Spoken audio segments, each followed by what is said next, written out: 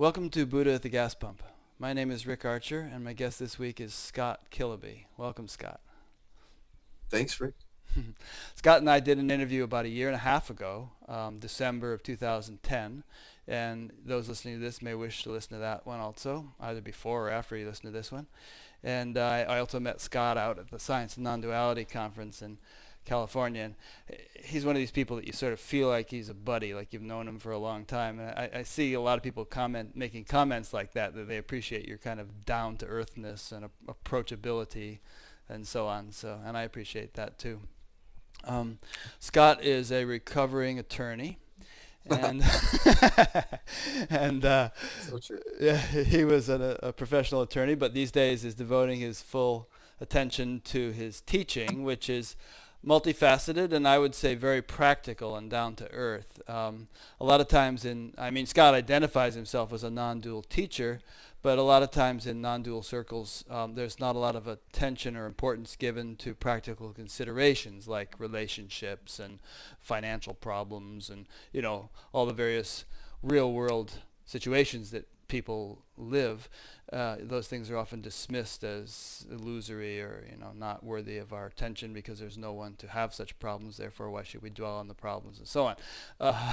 But you seem to have managed to nicely integrate the whole spectrum of the non-dual with the actual living of life.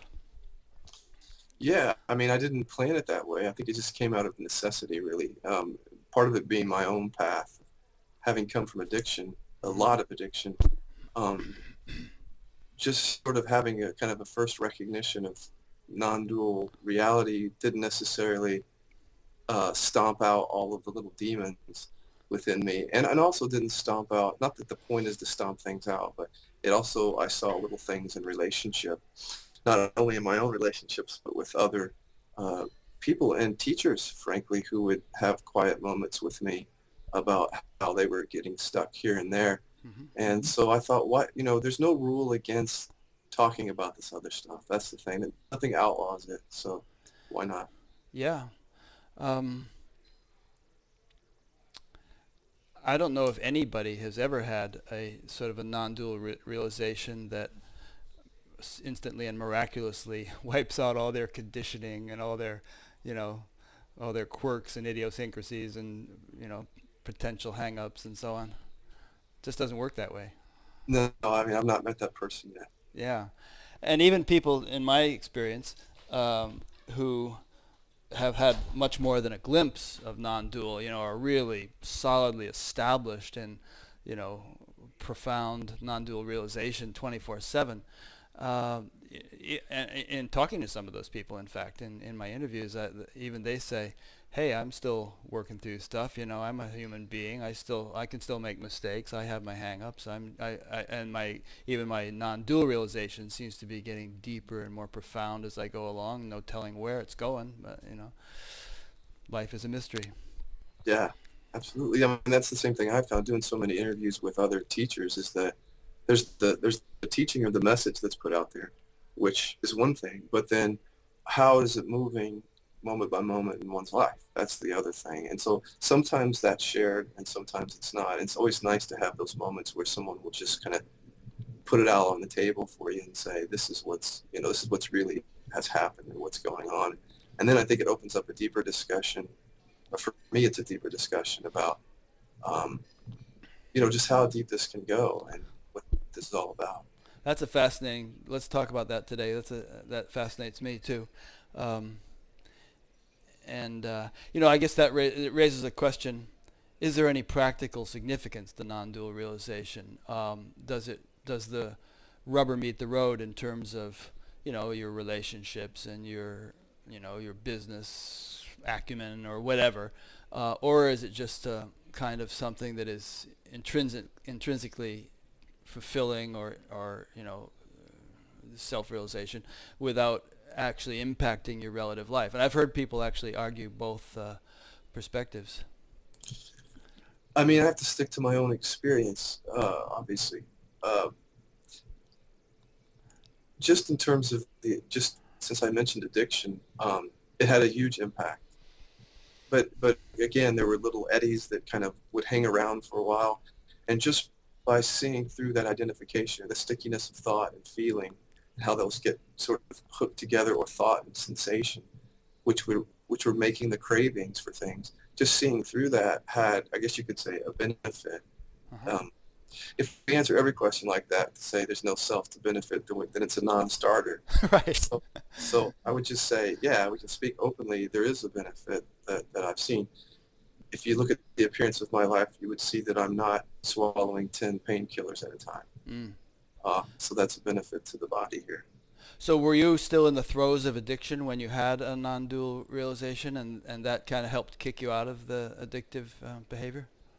I was in the throes of seeking. I was clean at that time from my main drug, but there was still addiction in all these different areas. Mm. Um, and so seeking enlightenment was its own kind of addiction, the way that I was seeking it back then. So yeah, and so this message was the only thing that really helped me on that deeper level, helped me meaning less identification with thought and feeling, more of allowing that to come through fluidly, and not getting hung up on that so much. And that's where all the addiction came from, and that's where all the relationship stickiness was in, I noticed. Mm. But I didn't always have the tools to use. So the teaching, if you will, has just been several years of working with people one-on-one, and then seeing what works and what doesn't work, and then finding something that works, and it's like, well, just stick with that, you know. Mm-hmm.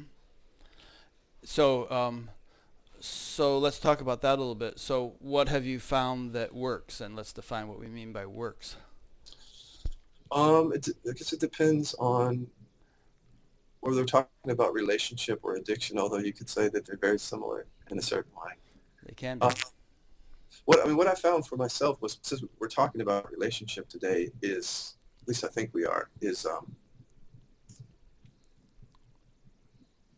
again, people were contacting me, and what they were, when we really got honest, what they were really saying, if you listen to them, they were saying, I'm seeking.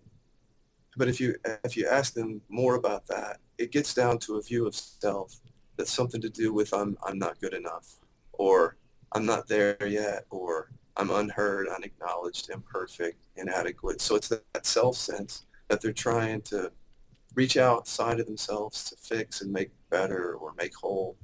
And so what I found that works was just to go directly to the root, and to say, well, who is it that you take yourself to be in this relationship? So if it's your relationship with your boss, your relationship with your wife, um, the focus is always on the other person, usually. Mm-hmm. So it's like, she's not doing this, or when he says that, or he shouldn't be doing that, you know. The focus is there. And so when I got people just to stop that focus long enough, and to see, you know, you're not looking at it objectively. We don't look objectively. That's one of the things that I've seen. We don't see things objectively, which is kind of a nice thing to know, because if you operate on the idea that you do see things objectively, then you'll think that every one of our judgments and everything about other people are just sort of spot on, like a bird's eye view. Right. And instead, I got people to just turn around and sort of take the finger from there to here. And so to make the self being a blind spot, the way that self is showing up in a particular relationship is like a blind spot. And so by pointing the finger back, and you give a name to the kind of self you think exists in that relationship, not just the self, which is general, but, oh yeah, I'm the loser. Or, oh yeah, well, I've always felt inadequate, or I feel small, or I'm jealous, so he makes me feel like I'm not good enough. So when you put that on it and you give it a flavor like that, and then you ask people very directly to find that, to find the self that's not good enough. And then I just started taking people through this inquiry, where I would just sort of relentlessly go back to that question, but also guide them through it, because it's such a, if you do those kinds of inquiries on your own, sometimes it can just meander in so many different directions. So I learned of a way of just sort of focusing and saying, okay, so just look at the words, I'm not good enough. Imagine them written on the wall in front of you with graffiti or something, and just look at those words and listen to your body. You know, let your body tell you what you really think. And so are those words themselves the person who's not good enough? Mm-hmm. And if people would say, no, those are just words, well, then that could just relax, and then we'd go looking for the self that's not good enough. But if when I found that people would say yes, it was almost like a rule. What they were saying is that my body is saying yes. Hmm. My body feels like contracted or afraid, or to give a description. So then I would take them into the body and get them to look at unconscious pictures in the body. Like, for example, contraction would just have a picture of the chest. You'd see a picture of the chest. And they've never been asked that question. Is that picture of the chest, if you close your eyes and look at that, is that a person who's not good enough? And so, eventually people see, no, that's not it. And then they get down to the raw feeling, that wounded feeling that they're feeling. And then when they sit with that and they let that just be as it is, they find that it's actually okay.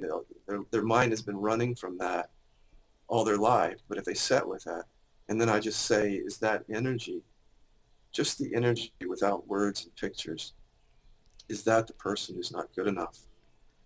And if they see it's not the person who's not good enough, it just sort of, they can just be with it. And then it just sort of works itself out. But then I found that in the body, there are all sorts of things that come up. So there might be a feeling there, and then it's like a picture of their mother comes up, Hmm. or a word that says, but I really am a loser. Those words will come up. And so that's what I call the Velcro effect. Anytime thoughts feel stuck to emotions or sensations, thoughts are pictures. So I would just pull those thoughts up and I would say, well, look at that. I really am a loser. Put that on the wall. Hmm. You know, are those words the person who's not good enough? And they would say, well, no, those are actually just words. So I'd say, scan the body again. And so I just went through this, really letting the person guide me until we got to this place where they couldn't find the person who's not good enough. And that itself is amazing. If you believed all your life that you, not just a self, but this other thing, that I'm a self that's not good enough, then I would have them look back at the person in relationship. And I'd say, how does that person look now? And they're like, fine, actually. That, I see that's just an image too, but that there's no trigger for me now so just working with people several times with that, I found that it sort of would uproot really deep stuff that we've been carrying around ever since mom and dad, or even, you know, Yeah, it's very interesting. I read a good portion of your book, Living a Relationship, and it's full of these transcripts, really, of sessions you've done with people where you're going through the kind of process you just described, yeah, and it's really remarkable to see how many aha experiences people have while going through a process like that. It's like there's these ingrained assumptions, habituated assumptions that they've been living with for years, and you're able to kind of, just by turning their attention in the 180 degrees, to break through those, at least momentarily. And it's a real kind of a revelation for some people. yeah, I think it was. I mean, first of all, I did the inquiries with myself. Hmm. So before I ever did it with anybody else, because my sort of underlying story was I'm unlovable. That's the story. And I didn't even know that I had that story Oh, until everybody loves you, Scott. Don't worry about yeah, it. yeah. Yeah, but that's a good point, because even if people seem like they love you, you can still feel like Right. this, uh, it's unlovable. So I did it on that for a long time, and I was like, wow, this is like, I can't believe the depth of freedom from this core story. And Mm. so then I felt comfortable, taking it to other people Hmm. before just to give credit, I started with this Unfindability with Greg Good, Oh in a yeah. more complicated version of it, or, from Madhyamaka Buddhism. Hmm. And so this is not that. It's a sort of a modification of it. Uh, Mm. so just so people don't think I'm doing the same inquiry as that style. Yeah. Um, how permanent are these insights that the people you work with seem to have? Do they go right back and forget about it and get caught up in the same old habits, or is there a significant shift that seems to stick? It depends. I've found that story, that deficiency story, is pretty strong. Hmm. It's been going on since, some people say before you were born, in your Hmm. past life or whatever, or your past lives, or at least since mom or dad had that look or that yell, or the classmate said something to you, or whatever it is. So it's a really strong story, and it tends to come out in relationship. That's what I found. It's so one could be clear and then walk into the next room and buy back into the pattern. But what I found is I've trained like probably 35 people to be facilitators of this. Those people hit these inquiries really hard for a while. There was a period of time where they just hit this inquiry, and they're all experiencing tremendous freedom in What do you mean? relationships. What do you mean they hit it really hard? You mean they really practiced it diligently or intensively? And Yeah, yeah. the way that we talk about the inquiry is like it's something that you take with you, Mm-hmm. so that you start treating relationship differently. It's not something to avoid. It's all the painful feelings that are coming up. A lot of times people will just say, kind of disregard it or something. But that actually becomes the way in which you open to freedom. And so well, people that take this on will normally start to say at some point that they find that relationship is its own awakening. Mm-hmm. And so it depends. Some people I've met with, and they have done it one time and they found freedom, and then they go back into the pattern Yeah. and sort of just don't pick it up again.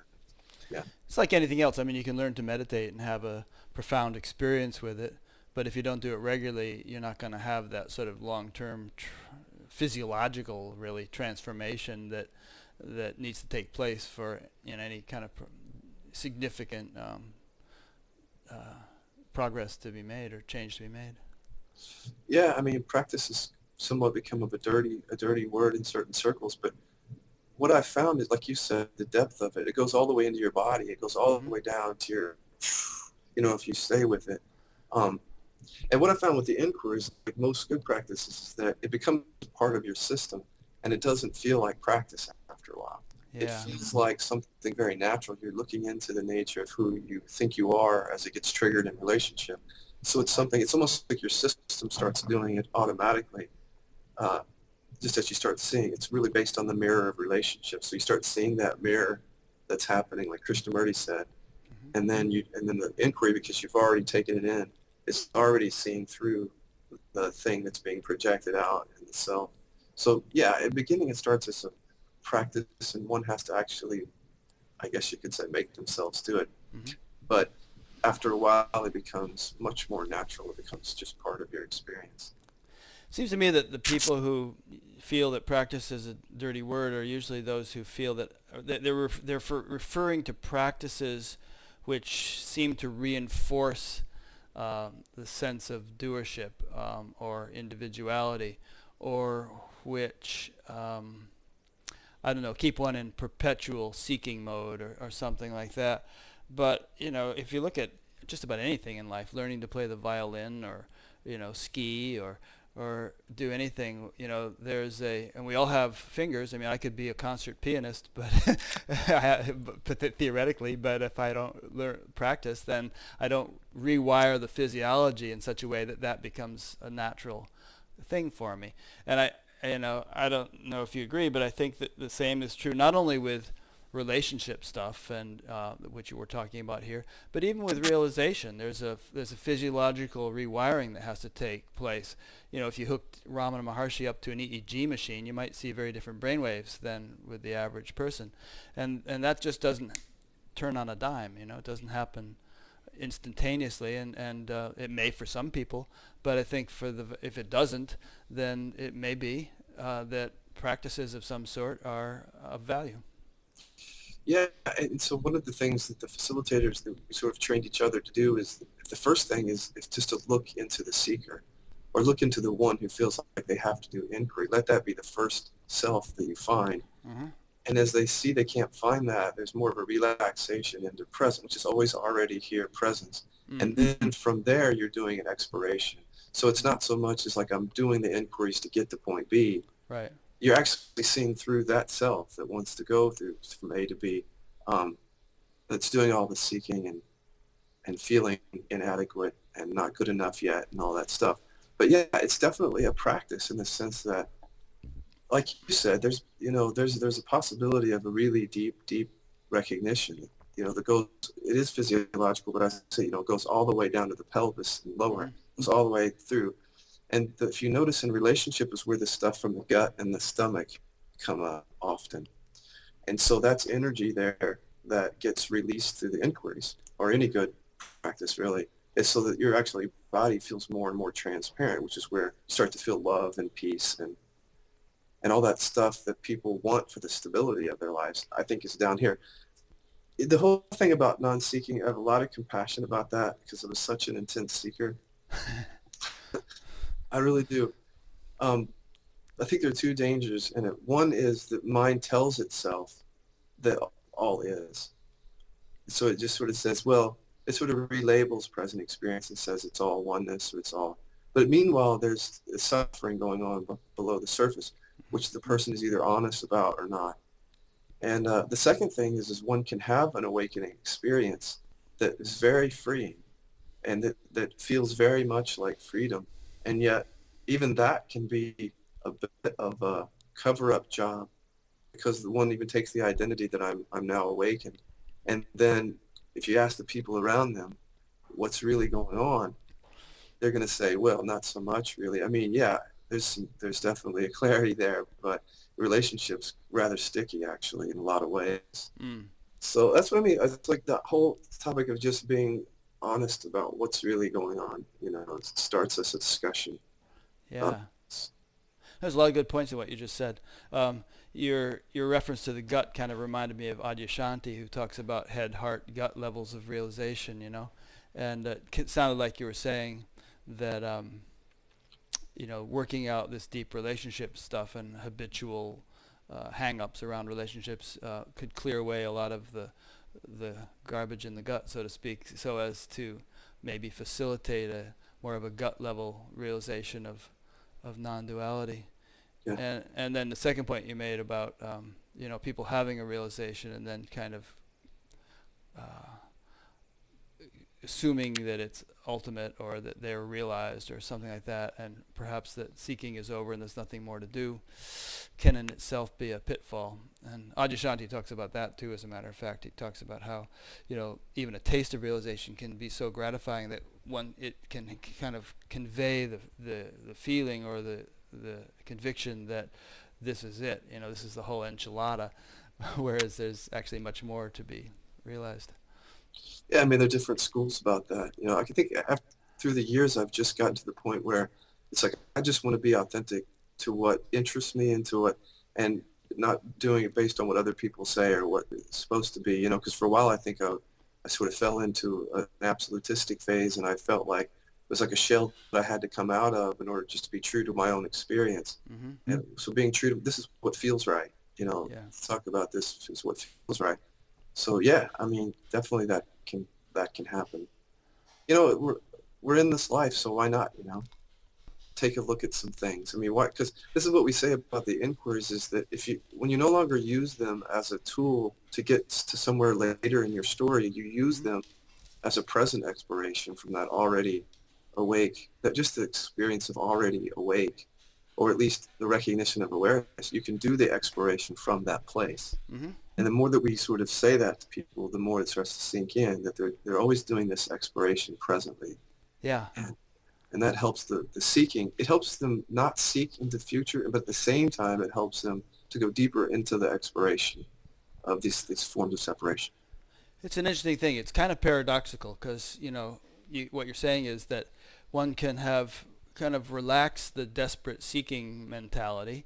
So there's not a kind of a striving for something that is so far away from me, and yet at the same time appreciate that there's so much more depth and richness yet to be discovered. Those two seem contradictory, but they actually can fit together quite nicely. Yeah, they do fit together quite nicely. Absolutely.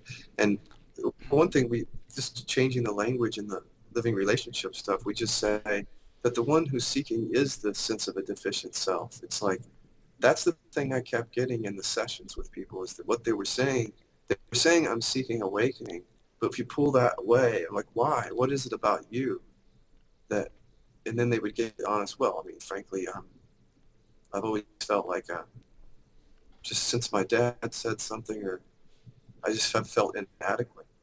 Well, let's just talk about that, and then so that maybe that sense of inadequacy is why you're chasing enlightenment to begin with as a future thing.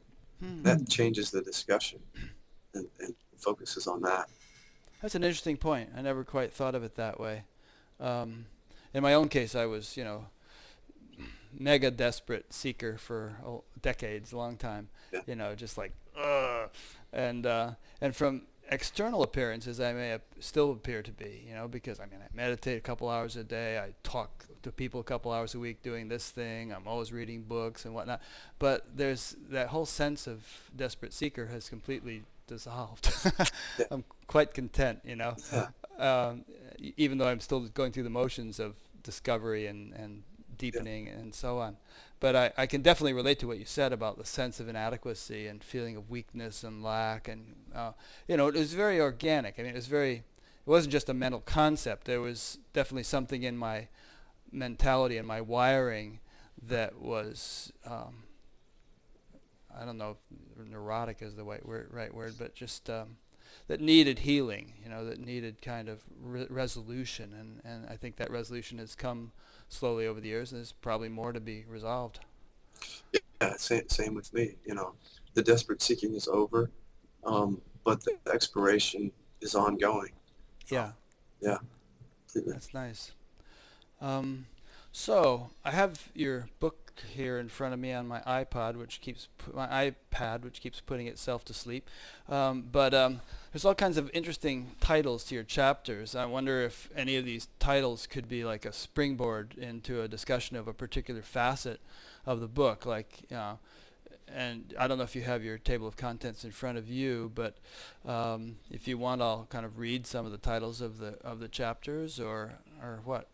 Yeah? Sure, sounds good. Okay. So let's just kind of go through each one, and if you feel like not saying much about a particular one, just say a sentence or two and we'll go on to the next, but others you might want to really go into. So for instance, the first chapter is the Unfindable Self. Yeah, so the unfindable inquiry is the basis for all that. There's three inquiries in the book. Mm-hmm. The unfindable inquiry, the boomerang, and the panorama. Mm-hmm. So the unfindable is just the basic inquiry is the basis of all three inquiries. And that's where I actually look to someone and say, can you find the person that's unlovable? Mm-hmm. And I take them through the words and the pictures and the feelings and sensations. So it's really, you could do that on any object. You could do it on, I've done it with people on the fear of death, fear of non-existence. I do a lot of that. The one who's going to die, the one who's suffering, the one who has cancer. And also all the deficiency stories, like the I'm imperfect, I'm inadequate, I'm unheard, I'm unacknowledged, the loser, the weird person. Everybody has those core stories. So you could use the unfindable on any of that, and you could also use it on someone else. You could try to, the whole thing about the lack of objectivity is that if I sit and talk about my friend and think that I'm actually talking about my friend the way he really is, I'm missing the fact that there are words and pictures here that have to do with conditioning, my memory of that experience with him. So my memory of my experience with my friend is imprinted here with particular words, and which are interpretations, and pictures which come from a certain angle, and then feelings and sensations that are. So if it was a painful experience, I might look at my friend and talk about him, and there might be pain in my body, and I might be thinking I just see him the way that he really is. When I'm seeing it, I'm feeling my own pain. Mm-hmm. And so that's what keeps long-term resentments going on, is that we kind of think that we're looking objectively when we're not aware of the pain that's coming up with his words and pictures. So you could do the unfindable on someone else. You could try to find that person. So you could say, well, he's a a-hole. Are those words the person? And then, yeah, those words are the person, because I can feel it right here, so it must be true. And then so just relaxing, letting the feeling be there in the space, is that feeling your friend. And so it's just, and then it helps just sort of undo the resentment or whatever it is. But basically the unfindable can be done on anything, person, place, event, even on enlightenment, things like that. It's funny, I have this little political mailing list that I forward stuff too that I find of interest, and there's a couple of people on the list that are like at the extreme ends of the political spectrum, conservative and liberal. And I'll send something out about Obama, for instance, and I'll get feedback from both ends about the very same article, and they have completely polar opposite perspectives on the same guy. Yeah. And it's funny, and there's such conviction sometimes when people do this sort of thing. Yeah. It's so adamant about the truth of one's personal perspective. Right. And an avoidance of being absolutistic, I wouldn't say, well, I have no view. Right. Because when I will most likely go vote in November, and I'll have a view.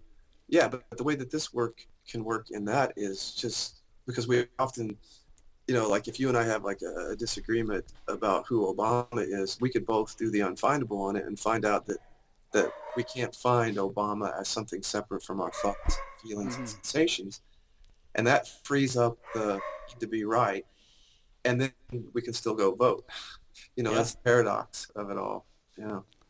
Yeah, I mean, and they talk these days about how much polarity there is in the political world in the United States in particular. The two sides can't talk to each other. They can't accomplish anything in Congress and so on because there's this sort of adamant certainty of the rightness of one's perspective, particularly on one side, in my opinion.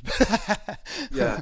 But if that could be kind of relaxed a bit, and one could see that the reality is much more multifaceted than one's own view, it could, even on that level, could make the gears mesh more smoothly. Well, I mean, when you talked about the practical benefit of all this, that's one right there.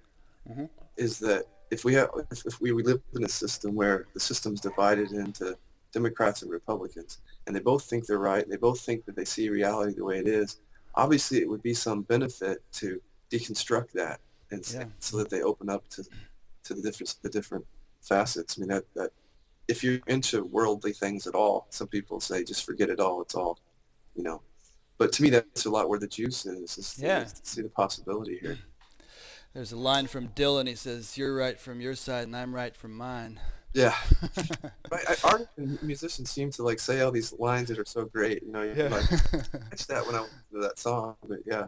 Yeah, I forget which song that was, but and so anyway, this my iPad went to sleep again. But this thing about the unfindable self. So what you're saying is that when one concretizes a conception of what one is or what somebody else is, and if they actually look deeply enough to try to locate that thing which they're so sure of as a concrete little entity, they're not going to find it. They're not going to find it, right? Not if they do it right.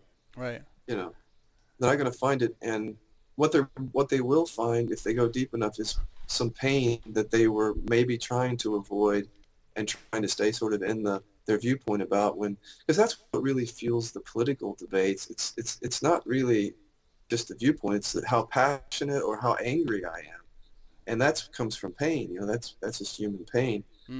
That's why you see the people getting so excited on TV and on the when they're debating each other or out in the streets. It's not because they just think they have the right viewpoint. It's because they feel it. And so we don't usually get into the body like that and try to find the self in that. But when you do, and a lot of it's just based because I'm in pain, and you let that pain be as it is, it does clear things away. Really does. The vision comes to mind of people at a town hall meeting screaming, keep the government's hands off my Medicare. Right. Right. There's definitely that's perfect for this kind of thing. Which for the non-Americans is a government program, by the way. Okay, great. So let's move along here. So we talked about unfindable a little bit. We have the deficient self in relationship, and we also have the boomerang and panorama inquiry. Can those all be lumped together in this whole unfindable kind of topic? Yeah. You want to elaborate a bit on some of those? Sure. The deficient self is just the word that I'm using to explain that core part of one's story that at the very basis says there's something wrong with me. And some people are more conscious than others of it. Some people are very conscious of it, like they can hear the thoughts all the time, and others aren't so conscious of it, but it comes out in relationship. So they don't know why they keep getting tripped up with their wife. They don't know exactly why, but they know they do, Mm-hmm. and they think it's her fault completely, that kind of thing. So the deficient self would just be like, again, an ongoing story or more than one story from childhood on that just basically says, I'm not good enough, I'm unloved, unlovable, imperfect, weak, powerless. And most of the time, we don't ever talk about this with each other. So we don't ever say, hey, Rick, how are you doing? How's your deficiency story? You know, Oh, I suck. I'm really I'm weak. I'm powerless. Right. We talk about other things to Yeah. deflect away How from it. are you? Are you miserable too? Right. I'm totally, yeah, I'm like the opposite, actually. You know what comes to mind as you said that just now is that is the old paradox thing again. If you go deep enough, of course, you discover that, as you're saying in your practice here, that there is no deficient self that can be identified, and in fact, you realize that you're something much bigger than this small, weak thing you thought you were. And if you really take that to its limits, that bigger thing is the intelligence that governs the universe, the vast cosmic awareness. That's what you are. But as reflectors of that, as individual expressions of that, there can be all sorts of weaknesses and inadequacies and imperfections and ways in which that is not really very clearly reflected. Um, so it's not entirely true to say that there isn't deficiency and weakness and so on. It's just that that's not essentially what you are. Yeah, that's the way of saying it. Because I'll never, as far as I know, will never, like you say, be a world-class pianist. Right. So if I'm sitting next to somebody who's a great piano player, relatively speaking, I'm definitely deficient in that way, Mm-hmm. you know. But it goes to identity, like Yeah. like yeah, that self that feels like it's intrinsically deficient is the unfindable thing. So relatively speaking, you might be better than at me than at whatever, or I might be better than you, just in terms of comparison. But I think that's really not where people suffer. I think they suffer with the sense of this is what I am. Mm-hmm. Because of this, I intrinsically am deficient. That's who I am as a person. Yeah. And that's what gets uprooted in the inquiry. And it may seem a little metaphysical or intellectual, but look deeply enough, and you are the world-class piano player. You are the Yeah. great baseball player. You are the murderer who just got sent to jail. We're all those things. Yeah. Right. my wife just said, "Geez, who are you interviewing?" I'm interviewing every man. Yeah. Yeah. I mean, that's the beauty of it. That's what you start to see in the inquiry. It's all a mirror. It's all a reflection of that. Mm-hmm. So yeah, that's beautiful. Yeah. Okay. So now we're getting to parts of the book here which I hadn't read yet, and obviously most of the people listening haven't read any of these parts. So you have a chapter called Perfectionism. What's that about? Just with meeting with people, again, in private session, who were constantly trying to change and improve all the circumstances in their life and continuously unable to make everything right. Like it was a lifetime of trying to improve and change everything, and it just seemed like it was a pattern going on. And I said, well, okay, this is how the boomerang works with the deficiency. Mm-hmm. So whatever it is you're pointing outward, so if you're trying to change somebody, you just turn the finger towards you and say, what is that person or circumstance mirroring back about you? And so it's a question, a lot of people don't ask that question very directly. But once you ask the question, you say, the perfectionist started to tell me, well, actually, I'm imperfect. Mm-hmm. That's what's at the heart of this. I've always felt like I'm inadequate. And so we'll see if we can find that self. See if we can find the self that's inadequate. Take them through the process. So with the perfectionist, all the focus, like with everybody else, is usually outward. I'm trying to change everything. So we say, instead of focusing out on this person or thing you're trying to change, just what is that person or thing mirroring back about who you are? And at first, there's often lots of deflection, like, well, I don't know, or I'm not afraid, but if she would just change, I've been trying to, it's like an addiction going outward. So we'd just say, okay, but give it a name. And then they would say, imperfect, so I'm inadequate. If I could not feel inadequate anymore, I probably wouldn't have as much problem with everybody and everything else. I would be trying to perfect everything. because people see that the reason we're trying to perfect everything out here is so it mirrors back that I'm okay. I'm okay finally.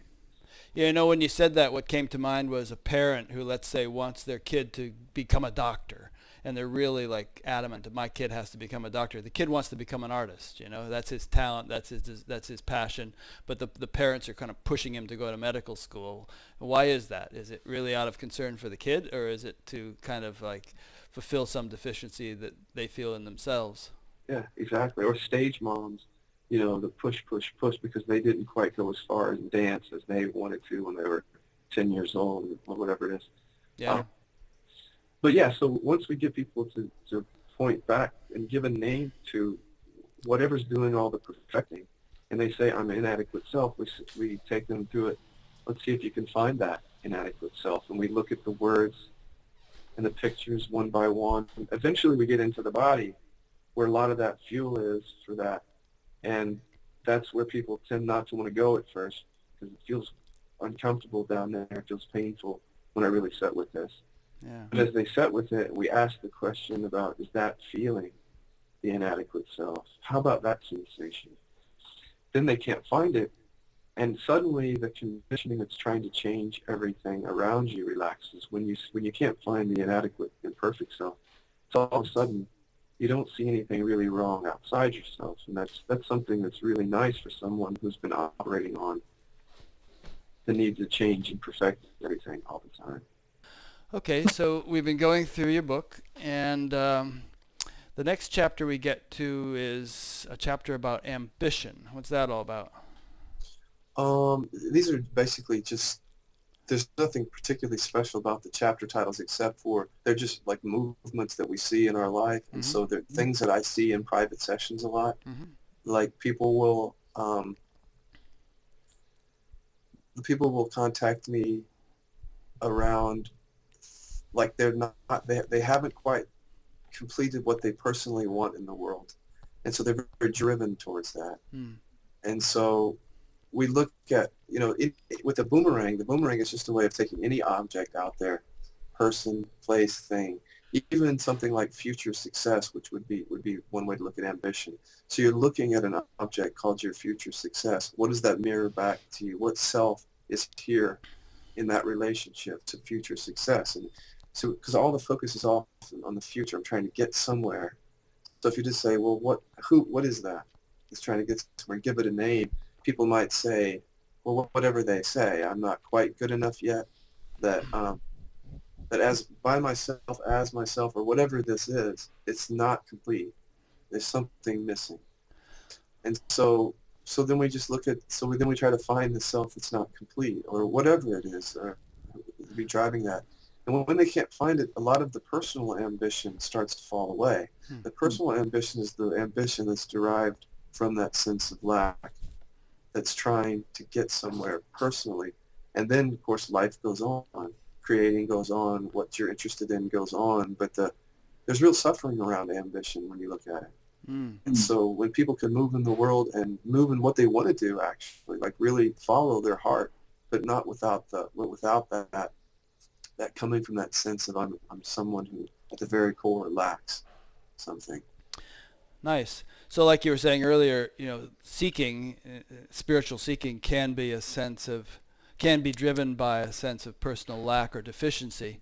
And I guess what you're saying is that same syndrome can manifest as political ambition or business ambition or any sort of ambition. My kid has to be the greatest, football player or whatever, all trying to compensate for a sense of deficiency that one hasn't clearly looked at. Yeah, it could be any of those. Could even be spiritual ambition. Teachers deal, people, because the whole conditioning comes back up. It's sort of before you know it, something's running the show. Mm-hmm. People have shared that with me. I've experienced that early on. Not so much now because of these inquiries, but yeah, it could be any kind of ambition. I think it scares people because they think if I don't have this ambition, I'll have no purpose in life. And really, when you pare down and you see through, when you try to find the self that lacks or whatever that is, and you more and more see through it, no matter where it shows up, what I find is that people actually start moving in a way that is more in line with what they really want, with what they like authentically want in their life. And it feels right. It feels better. And they're not as attached to the outcome of that. Their whole identity is not wrapped up into where this is all going, Mm-hmm. whatever it is. Interesting. There's a line in the Gita which says, "You have control over action alone, never over its fruits. Live not for the fruits of action, nor attach yourself to inaction." And so it's just what you're saying, that, you know, and I also believe what you're saying here is that a person who is freed from this sort of deficiency-based type of ambition is by no means passive or apathetic. They may be dynamically engaged in accomplishing things, but it's not based on a personal emptiness. It's based more on a kind of a attunement with one's Dharma, to use that phrase. Yeah. I mean, just to give you an example, what some people don't know about me is my first love beyond the spiritual talk is really music. Mm-hmm. That's what I love. I love creating music. Are you a guitarist? Keyboard, guitar, bass, sing, Mm-hmm. all that. And when I was younger, it was very much became a part of my identity that I had to become successful as a musician in order to be somebody. And because it's always been something. So the desire to create, the really authentic desire, that creative impulse got wrapped up into Scott's not good enough. Mm. Somehow I got so enmeshed that I actually stopped enjoying creating. And so through doing these inquiries and just working through this kind of stuff is like, I've actually create probably 3 times more music now than ever. So somebody might say, well, you're more ambitious than ever. And I'm like, well, you know what? No, Yeah. actually it feels different than that. Not that it wouldn't be nice to get music out and play it, but it's just, it feels energetically different, what we're talking about here, when you force the deficiency self from that more and more, That's nice. Yeah, it's really good. And it's worth addressing, I think, because spirituality traditionally has sometimes had the connotation of passivity. The yogis just sitting there doing nothing, and it's in fact in India there's a bit of a fear of it in some circles because of the tradition of just that. Yogis who just sit around and beg, and people who want to be productive and dynamic and so on have kind of tended to reject their own tradition. But it's doesn't necessarily work that way. It's just accomplishment and achievement are very much compatible with full-fledged spirituality. It's just a matter of everything being in the proper proportions and Yeah, I think people, mainly it's the seeking thing. Everything gets, all kinds of movements in the world get lumped into seeking, and many of them are. yeah. Many of them are come from a sense of, I'm incomplete, I'm a person living in time, that's who my real identity is. But then there comes a place where I think more and more you see that movement and creation and that stuff, less and less comes from that. It comes from that impulse that you can't describe. And that's really, to me, one of the things about awakening that's so beautiful and juicy is that, yeah, I thought too, and I guess I could just sit here all day. That's perfectly fine and pleasant and just do nothing. Go sit on my lawn with the lawn chair.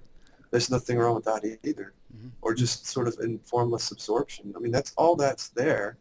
But at the same time, like we were saying, is that form is not a mistake. And it's not a mistake that stuff is created. It's not like it gets created, oh, that was a mistake, let's put that away.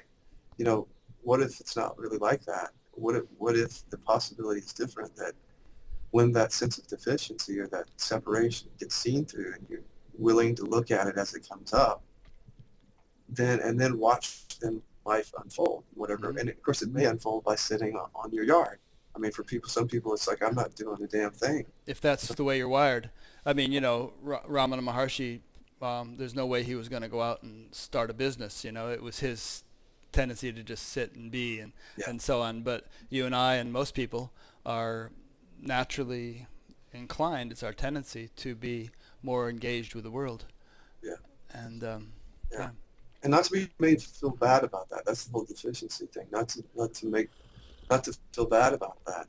That's the point. If one moves naturally in a certain way, mm-hmm. whether it is to continue playing the violin or planting gardens or running a business, if that's the impulse, and if one is clear and open to look at any kinds of sneaky little stories that are coming in there that are running the show, I think the world's oyster, really. the Gita again has all these verses about the importance of performing one's own dharma, whatever it is, dharma meaning that action which one is naturally inclined to perform, and in which it's most evolutionary for one to perform, and that there's cautions against trying to assimilate or perform the dharma of another. You should just, like you said earlier, Yeah. authenticity, honesty, being who you are, doing what you do, and not trying to model yourself after somebody else. Yeah. Yeah. That's what I think the word authentic, even though it's kind of an overused word, is really pointed to for people. You know, when you're doing something that feels authentic. Hmm. And you also know when you're just ripping somebody else off, trying to follow somebody else, and it doesn't feel right. It doesn't, it's not really following what's in your deepest heart. Hmm. Now, your next two chapters, bullying and abuse, are kind of a hot topic these days. There's a lot of awareness with Lady Gaga and Oprah and various people about bullying, and movies about it and everything, and it's on the news all the time. So is that the kind of bullying you're talking about, or what? Yeah, it could be school bullying, but also workplace bullying. It could be any kind of bullying, even spiritual bullying. Like, I'm gonna beat you over the head with my concepts, make you feel, Yeah. you know, Jesus is that, the only way. right, Accept my God or I'll send you to him. right, exactly. Accept my version of peace, or there'll be war. Right. Um, yeah, so any kind of bullying, and because the focus is always outward, usually when the bullying is going on, and when the person's being bullied, there is a sense of deficiency that's being created often. Hmm. I must really be not good enough. I must be a loser. But often the focus is on the bully, like what the bully's doing.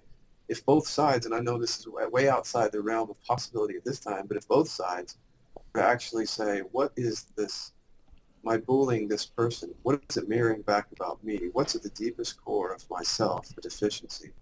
And then the one being bullied does the same thing. I think a lot of people will find there's a sense of separation there. And more specifically, there's a sense of deficiency. That's what's causing it. Well, you That's know what, what? I wouldn't say that it's so far outside the realm of possibility, because it is, as I say, a hot topic. And I bet you could, if you wanted to, I bet you could go to the local high school and offer your services as a counselor and say, hey, I have this technique which I think could really help if you've got some kind of bullying situation going on. I'd like to sit down with the bully and the bullyee, and and work through a little process and see if it helps the situation. I bet you could get some people to take you up on that.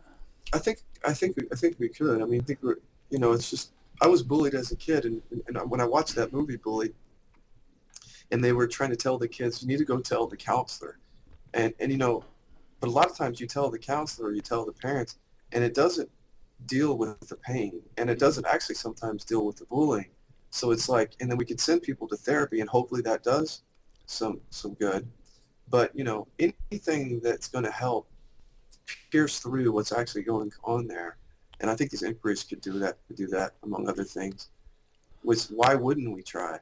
I think there could. And some of these 35 people you've trained and others you may train, you might suggest to them that they approach some school authority and see if they'd, like to have them help out.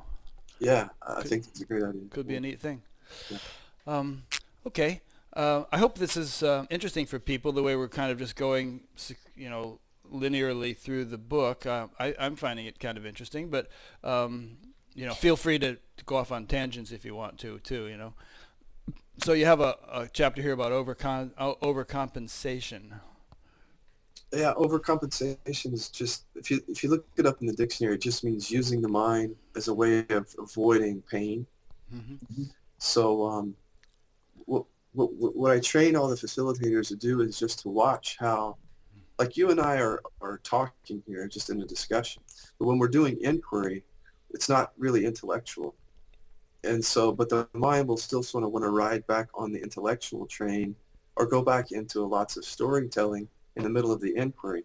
So overcompensating, or the facilitators are trained to spot when that's happening and to bring back someone to the core question, which is, are those words the deficient self?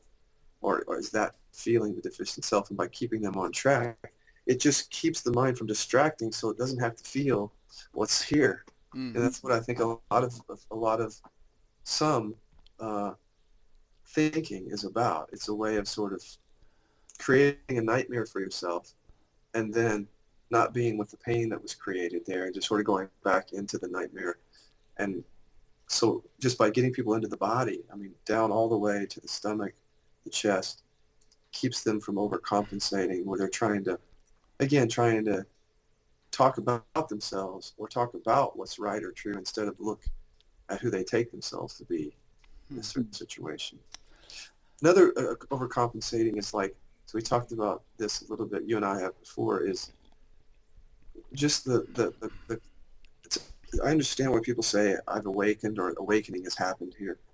But if you look at that, unless it's just sort of spoken just as a way of communicating with each other, it's really kind of a BS thing because for this reason, why does it matter? You know, the reason that it matters often is because that identity looks a lot better than my deficiency story. And that's what overcompensation is. It's a way of saying, it's like when people, you've met them in your life, when you know that somewhere underneath there's a sense of unworthiness, but what they do is try to tell you that they're worthy. In different ways they're trying to tell you, and it's just like a cover-up job, and you're kind of like, what's really going on there? And not that calling oneself awakened is always overcompensation, but once you get to the root of the reason, you find out what's there underneath that, and you deal with any deficiency. I find that the calling oneself awakened or standing on that plateau is less and less interesting, you know. So do you think this is pretty common? I mean, because there are a lot of people around these days proclaiming awakening, um, and and many people I interview, they'll tell the story of their awakening, and it seems genuine and sincere. But are you just saying it can be kind of used as not a crutch, but a way of kind of ego aggrandizement or something? Aren't I cool? I'm the awakened guy. That kind of thing. Yeah, I think not for everybody, absolutely not for everybody, but a lot of people go through that, just naturally because it's just the mind overcompensating for something. If you've always felt like you weren't quite good enough all your life, and all of a sudden you have this awakening experience, Yeah. that's a good story. Yeah. You know, and so just when I'm working with people, it's just to help them be diligent to look at what's really going on under that. If you just pull the awakened identity aside, is if you really hear with your experience what's showing up, and is there any sense of any kind of thing left over there from childhood, and then if you deal with that, I find that people are less interested in that as some sort of inherent, like I've really awoke. I just feel like it's not that interesting after a while. Some feel, that's just my take on it. Yeah. So if I were to ask you point blank, are you awakened? What would you say? Yes. Okay. No, I was trying to play with you. I don't even know what that means, frankly. I don't know what it means. Definitely stuff has fallen away from me, tremendous amounts of stuff. And if I were to compare, I'd say, yeah, this is really clear for me. At the same time, I'm very aware that life is an exploration, that in the next moment something could pop up. And that's the juice. I get to look at that. And carrying around that identity I'm awakened is it's like too much. It's like something more than what's needed here, And so conventionally, I don't even know how to answer the question really. That's a good answer, actually. That's pretty much the answer I would give. And people do ask me that sometimes, and I just have to give this sort of wishy-washy relative kind of answer, like, geez, well, compare me to 40 years ago, and yeah, big time. But compare me to 20 years from now, and I'm probably a total dullard. There's been huge transformation and awakening and whatnot, but it still seems to be a work in progress. There's ever greater clarification, and there is something here which never changes, but the clarity with which that can be appreciated, the degree to which that can be embodied, seems to know no end. Yeah, and there's something here that never changes, when you recognize that. It's just always there, and it never changes. Yeah. And so there's not much more to say about it, actually. if it's really recognized that it's always there and it never changes, Yep. unless you're pointing for somebody, it's not something sort of to land on a whole lot. And instead you kind of see, well, wow, and all this other stuff is changing, and that's interesting too. You know, I don't know. That's just because how much can we talk about this that never changes? It would get pretty boring. Right. Hey, Scott, has it changed yet? No, Nope, still the same? Okay. How about now? right. Unless you're pointing to somebody, you know. Yeah. Well, a lot of people haven't even recognized that there is that thing that never changes. And Right. so that could be a big aha for them Yeah. to recognize that. But then what? Right. And most of the time when I'm doing a talk, I'm pointing to that which never changes, because people coming there are looking for that, and it's an important recognition. And then once they've that sort of recognized and sort of stabilized more and more, then we get to talk about these other things, like, that you and I are chatting about and having. Yeah. I just remember this cartoon I saw the other day. It was entitled The Spiritual Family, and there's this husband and wife sitting there in lotus meditating, and the two kids are sitting behind them meditating, and the little boy kind of has his eyes open, and he says, "Are we there yet?" Right. Okay, dokie. So let's see. So we've talked about. I just want to interject to say that all this talk that we're doing about Scott's book and the various types of inquiry, the different flavors on the same theme, really. I just want to kind of remind everybody that we're kind of presenting this. Scott's presenting it in the context of it being a very useful tool for awakening, for spiritual realization. Right. I've actually heard kind of like secondhand that you've gotten some flack from people for not being non-dual enough, or kind of like abandoning the non-dual ship, and getting into all this stuff. Someone even called you schizophrenic, I think. So has there been very much of that? Have you gotten a little razzing from people? Just here and there, Yeah. and to be expected in certain circles, Yeah. But it's like I say, it's like if you really sit with this life, you start really wanting to do what feels right and true for you. You don't try to please anybody. You're not Right. trying. That's not why you're doing it. That would come from deficiency anyway. I want people to like me. I want to teach in a way that pleases everybody. But instead, I just want to do what feels right and true for me and my own experience, and go with that. Yeah. No, and it's great. I think you're doing a great service, and I think you're actually probably, facilitating the kind of non-dual spiritual awakening that even a non-dual fundamentalist would appreciate, because I think we can be handicapped by a lot of this stuff. And unless it's dealt with or looked at or explored properly, it can be a real, sea anchor in terms of our progress. Yeah, and then also make no mistake that the unfindable is a non-dual inquiry. It's like, can you find the self you take yourself to be? So that, Yeah, right there. Yeah. right. Yeah, good. Okay, so we don't necessarily have to go through every chapter in the book piece by piece by piece, but we're about halfway through, and you have some others here: helping, peacemaking, abandonment, control, hiding, seeking, anxiety, envy, jealousy, the middle way, and relationship. So taking that from the top, would you like to dwell a bit on some of these? I mean, they're all basically just movements that we find in human life. I mean, all of those: seeking, peacemaking. Peacemaking can often come from a deficiency story. Um, Meaning everything has to be nicey, and you want to just kind of like never rock the boat, and just, but it tends to be repressive, or kind of yeah, hide stuff that really ought to be looked at. Is that what you're saying? But yeah, like it often, because like if there's a real peacemaking tendency, great, that's actually helpful for the world for the most part. But if it's coming from a sense of avoidance of conflict, because there's real pain there that doesn't want to come to the surface. So yeah, if somebody disagrees with me, or there's conflict around me, it's like, oh, there's that pain. I gotta put that pain down. Everybody, be okay, be at peace here. Okay, now I don't have to feel my pain. That's the kind of thing that shows up for some people. But all of those chapters are really just different movements that we all know: jealousy, envy, we all know in our lives, and that frankly do continue on for a lot of people even after they have that recognition of what's never changes. If you really call the spade, so to speak, and people get honest, you find that these little things are there. So some will be interested in inquiring into that, and some wouldn't, and I am interested. Yeah.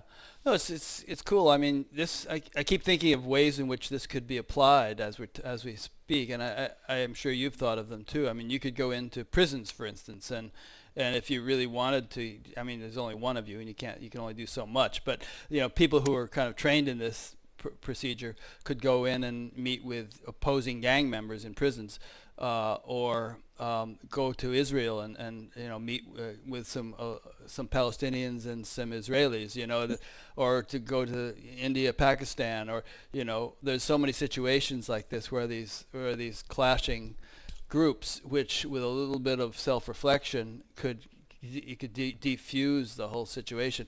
However, I mean, some of these people are so entrenched and so kind of hardened in that tendency that there may not be a readiness Yeah. or a I think willingness.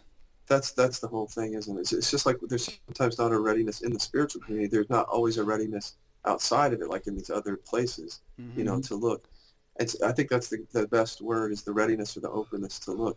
Well, once you have that, it can unravel a lot of those conflicts and stuff and all kinds of scenarios like employee and coworker relationships, employee, boss, husband, wife, mother, child, neighbor, nation. Um, yeah, so it's available there in all of that, and that's what's so great about it is that you can take the inquiries and it's adaptable to all those situations. Yeah. Yeah. Um, but I sort of have a feeling that this could be it could be more institutionalized and made more broadly available, and it's the kind of thing one could talk about in a college or high school classroom, and it could bring people who would otherwise never consider it to a point of readiness quite easily. And you could probably sit down with a couple of volunteers who weren't on the dwelling on non-dual spiritual stuff by habit, and actually make quite a bit of progress with them Yeah, I mean, if they were cooperative. yeah, I think so. I mean, sometimes the first night of my talk, and this is Mm-hmm. usually with people who are already interested in the subject. Yeah, that's why they There's always come. some that aren't, but this the talk that I do is more like just a basic discussion. I'm not doing any inquiry the first time. I'm just saying, hey, look, if you look back at your life, you've been seeking a lot, trying to fix and control things outside of yourself, in conflict with this person, judging that person, criticizing, jealous, envy. All of that's been going on, but have you ever stopped to ask, what what is all that I'm seeing mirroring back about me here? And hasn't there been this story all your life that there's something not quite right about you? And maybe what if that's what's doing a lot of this outward pointing and seeking? And if so, if you were to actually see through that, if that's not really who you are, wouldn't that actually change your life on this level, on this outward level? People normally could hear that and they could say, well, that just makes sense actually, Yeah. and then maybe be open to look at that point. Maharishi always used to say, "The world is as we are," and there was some Sanskrit phrase, but I forget what it was. Um, yeah. So I'm sort of running out of questions here, but I found this is kind of a refreshing discussion. I think because I think you're doing something. I sometimes hear teachers such as Adyashanti or various teachers saying, well, you might want to do some therapy. It might be good for you. But I mean, if a person hears that advice, they think, well, where do I turn?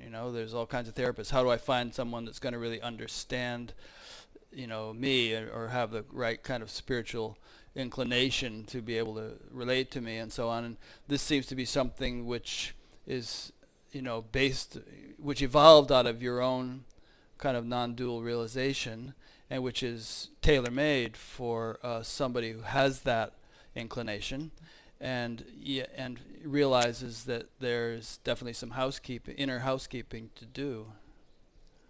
Yeah, I think the inquiry, the way it's built up, has the psychological component and the non-dual aspects to it, because you're actually trying to find a self. So it's a realization of no self, Mm-hmm. but it has a certain tag on it that's very specific to you. It's like the trunk of the tree. So if you feel like you're someone who's been powerless all your life, tree is going to be made of all those branches. Yeah. So in therapy, we might deal with those branches one at a time, but here we'll go straight to the root of it over and over again. And as we do, the branches, begin over time to not kick your butt so much or just fall away.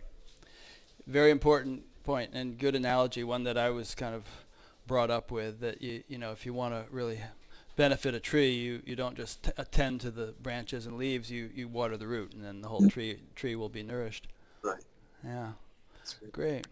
So anything more you'd like to say, Scott?